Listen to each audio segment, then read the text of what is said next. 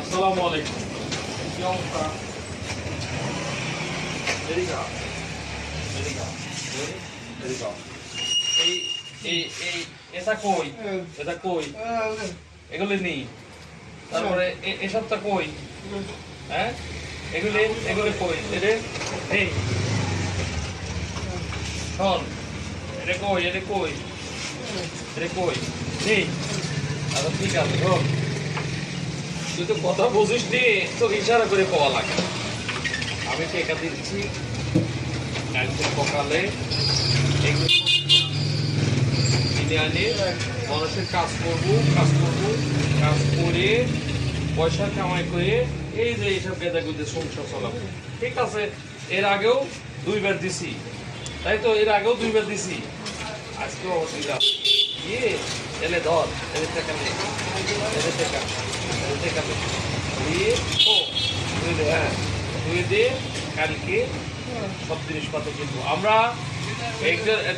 আমরা একজন এই খোরনদার হচ্ছে, ওর নাম জাহাঙ্গীর, ও হচ্ছে বাক প্রতিবন্ধী। ও এইসব কিছু নেই, এই আনে, আবার পুড়ে যায়, সংসার চলায়, এই বিভিন্ন রকম লিভারের কাজও করে।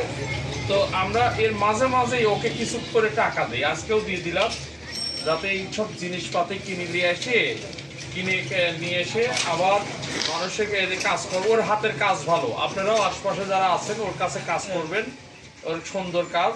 আমি ওর জন্য দোয়া করি, একজন প্রতিবন্ধী মানুষ, ও যাতে কর্ম করে দিন যাপন করতে।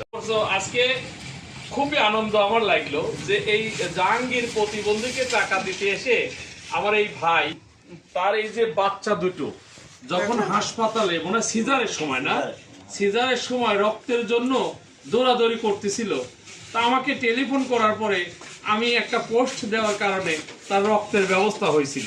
সেই ভাইটা আমাকে এই জায়গায় এই কথাটা বলতেছে, আমি খুবই আনন্দিত যে কত লোকের যে কত কাজ করে দিছি, এইগুলো আমারও মনে নেই। এই শ মানুষের কাজ করা আছে, এগুলো আমার মনে নেই বা আমি মনেও রাখিনি। ওনার এই কথার পর আমি আনন্দিত। তো আপনি কিছু বলেন। আসসালামু আলাইকুম। উনির দোয়াতে আজকে আমার 2 বাচ্চা সিজারের সময়, আজ 3 বছর বয়স, আলহামদুলিল্লাহ সুস্থ আছে। আলহামদুলিল্লাহ। ঠিক আছে।